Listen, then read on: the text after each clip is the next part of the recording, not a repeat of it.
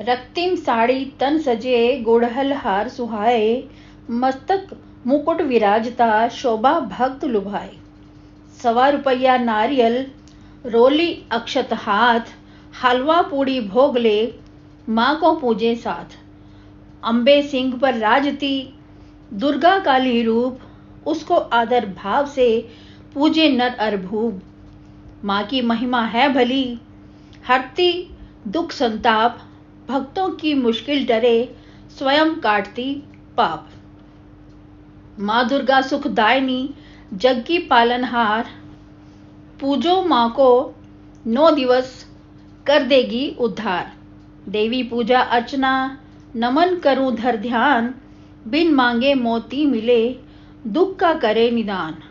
माँ का सुमिरन जो करे भक्ति भाव गुणगान, भव सागर से तारती मैया दे वरदान।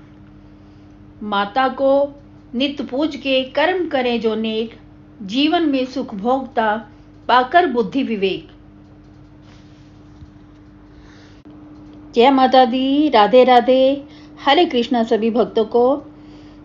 आशा है आप सभी की नवरात्रि बहुत ही शुभ रही होगी और हमेशा माता रानी की कृपा आप पर और आपके परिवार पर बनी रहे। ऐसी आशा के साथ आज की वीडियो शुरू करते हैं कि जो आपने नवरात्रि में ज्वार बीजे हैं, जो नारियल माँ को अर्पित किया है, माँ को चुनरी चढ़ाई है या कलावा बांधा है, या माँ को आपने जो भी श्रृंगार की सामग्री अर्पित की है, उसका नवरात्रों के बाद क्या करना है। जितनी खूबसूरती से आपने माँ के आगमन की तैयारी की थी, वैसे ही आपको माँ को भेजना है। जिस श्रद्धा से आप श्रृंगार का सामान लाए थे, जिस श्रद्धा से आप माँ की चुनरी लाए थे, साफ सुथरी मिट्टी लाए थे और इतने प्यार से आपने जो जवारे बीजे थे और आप सारी हवन सामग्री लाए थे, उतनी ही श्रद्धा से आपने माता को भेजने की भी तैयारी करनी है। उसी उमंग से, उसी भाव से ही आपको नवरात्रों का समापन भी करना है। आप नवरात्रों का समापन अष्टमी में करते हैं या नवमी में करते हैं, तो सवाल उठता है कि जो जवारे आपने घर में बीजे हैं उसका क्या करना चाहिए। सबसे पहले तो उस जवारे वाले कुंडे को, जिस कुंडे में आपने जवारे बोजे थे, उस कुंडे को अपनी जगह से थोड़ा सा हिला देना है। और जब भी आप कन्या पूजन करें, उनमें से कुछ जवारों की टहनियाँ आपने किसी छोटी सी कन्या से उस जवारे वाले कुंडे से निकलवानी है और उन टहनियों पर, उन पत्तियों पर जो आपने कुंडे से निकलवाई हैं, उन पर कलावा बांधकर अपने घर के उस स्थान पर रखना है जिसमें आप धन दौलत या फिर आप गहने वगैरह रखते हैं। बाकी बचे जवारों को आपको गाय को खिलाना है या फिर आप उन्हें विसर्जित कर दीजिए। उसके बाद हमें कलश को उठाना है। सबसे पहले कलश के नारियल को उतार लेना है। फिर जो आम या अशोका के पत्ते आपने कलश पर रखे थे, उन पत्तों से ही कलश के जल का पूरे घर में, पूरे घर के कोने कोने में आपको उन पत्तों से ही, जो आपने पत्ते कलश के ऊपर रखे थे, उन पत्तों से ही पूरे घर के कोने कोने में आपको जल से छिड़काव करना है। घर के कोने कोने के साथ साथ आपको, अगर आपके घर में बालकनी है या छत है, तो वहां भी आपको इस जल से छिड़काव करना है। उसके बाद आपको अपने कलश के जल में से सिक्के निकालने हैं। जब आपने कलश में जल भरा था, आपने तब जो सिक्के डाले थे, आपको उन सिक्कों को निकालना है। उन सिक्कों को निकालकर आप या तो किसी लाल कपड़े में बांध लीजिए या फिर जो आपने नारियल पर चुनरी चढ़ाई थी, उस चुनरी में बांधकर अपने घर में उस जगह पर रखना है जहां पर आप अपने घर का धन दौलत या रुपया पैसा रखते हैं। जल में से सिक्के भी निकाल लिए आपने। पूरे जल में से आपने पूरे घर में छिड़काव भी आपने कर दिया। उसके बाद जो जल बचता है, आप उसे किसी बोतल में भरकर रख लीजिए और उसे अगले नवरात्रों तक आपको संभाल कर रखना है। कई बार क्या होता है कि घर में कोई परेशानी आ जाती है या नेगेटिविटी आ जाती है या फिर घर में कोई बीमार हो जाता है, तो जब भी आपको ऐसा कुछ लगे तो आपने जो कलश वाला बचा हुआ जल है उसे बोतल में भर के रखा था, तो उस वक्त आप उस जल का छिड़काव दोबारा से करेंगे और तब करेंगे जब आपको लगे कि आपके घर में नेगेटिविटी आ चुकी है। उस जल के छिड़काव से वो नेगेटिविटी जो है दूर हो जाएगी। उसके बाद बात आती है कि नारियल के ऊपर चुनरी या जो कलावा हमने बांधा था, चुनरी तो हमने सिक्कों में बांध के यूज कर ली, लेकिन जो कलावा हमने नारियल के ऊपर बांधा था उस कलावे का हमें क्या करना है। आप उस कलावे को आराम से उतार लीजिए। सबसे पहले तो घर के छोटे बच्चों को वो कलावा बांधिए, उसके बाद भी अगर वो कलावा बच जाता है तो आप घर के सभी सदस्यों को वो कलावा बांध दीजिए। अब बात आती है कि जो हमने कलश के ऊपर नारियल रखा था उसका क्या करें। वो नारियल आपका जटा वाला था, तो सबसे पहले उस नारियल की आपको जटा हटा लेनी है। उस जटा को या तो आप संभाल कर रख लीजिए कि जब भी आपके घर में कोई हवन वगैरह हो तो आप उसमें डाल लीजिए।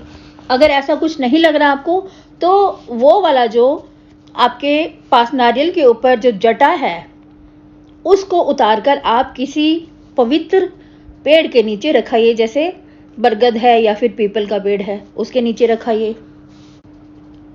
उसके बाद उस नारियल को आपको तोड़ना है।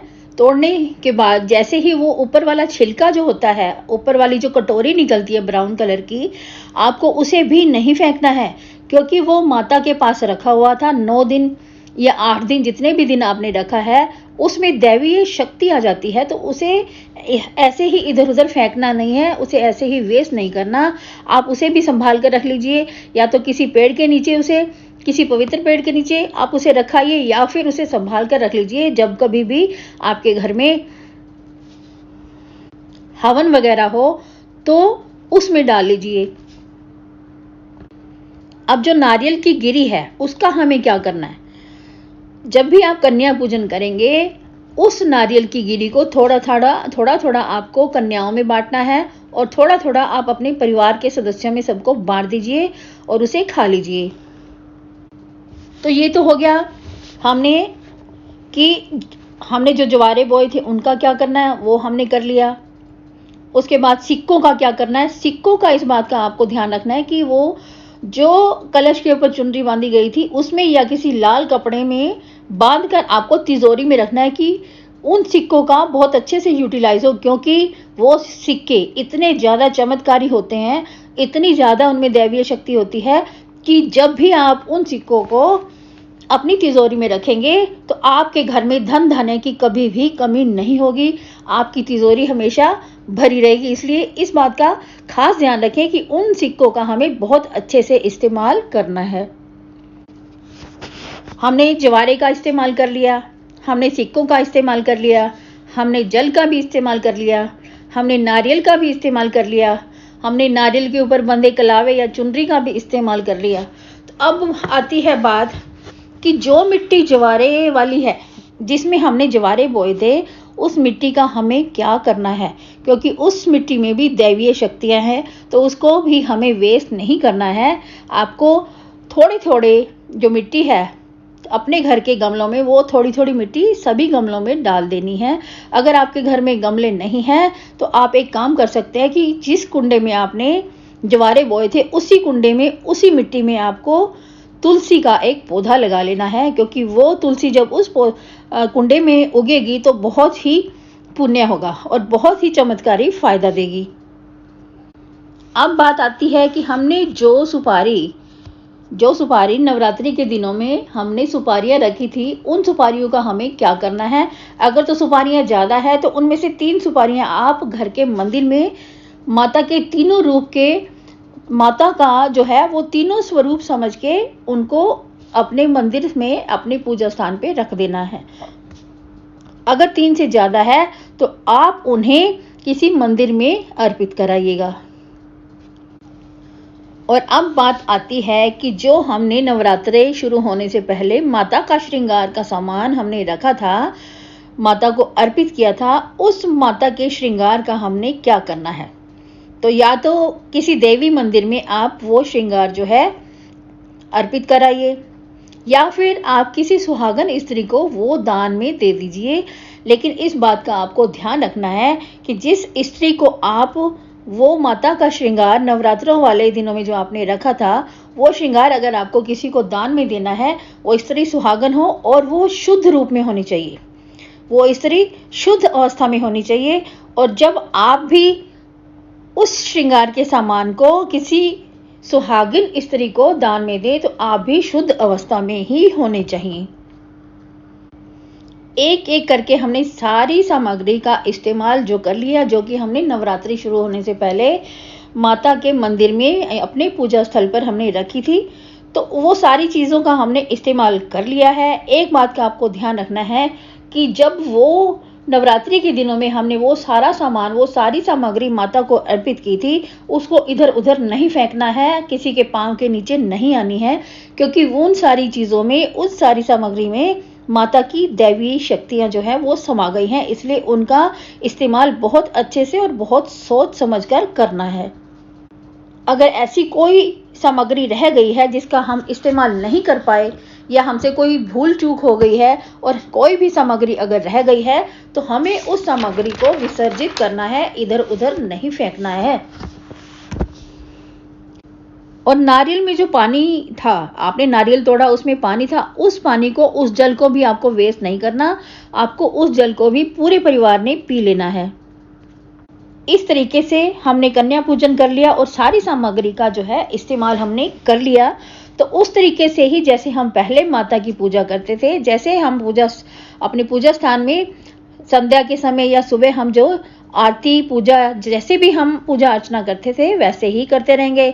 जब माता आती है तो खुशियां लेकर आती है, और जब माता जाती है तब भी, नवरात्रों के बाद जब माता जाती है तो भी अपने आशीर्वाद के साथ हमारे पूरे परिवार को, पूरी जो सृष्टि को है वो खुशियां देकर जाती है, अपना आशीर्वाद देकर जाती है।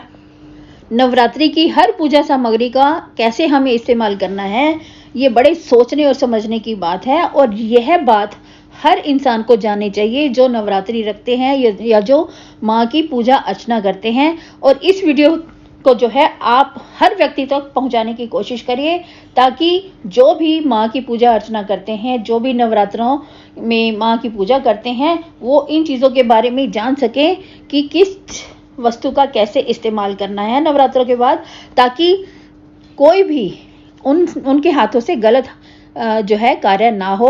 और हर तरीके से हर चीज़ का, माँ को हर चीज़ जो हमने अर्पित की थी नवरात्रों से पहले, उस चीज़ का अच्छे से इस्तेमाल हो सके, इसलिए हर इंसान तक पहुँचाने की कोशिश कीजिएगा। अगर वीडियो पसंद आया हो, लाइक शेयर ज़रूर कीजिएगा। और अगर अभी तक भी आपने मेरे चैनल को सब्सक्राइब नहीं किया तो प्लीज़ आप इस चैनल को सब्सक्राइब ज़रूर कर लें, ताकि आने वाली वीडियोस की नोटिफिकेशन आपको मिलती रहे। मिलते हैं अगले वीडियो में, तब तक राधे राधे, हरे कृष्णा, जय माता।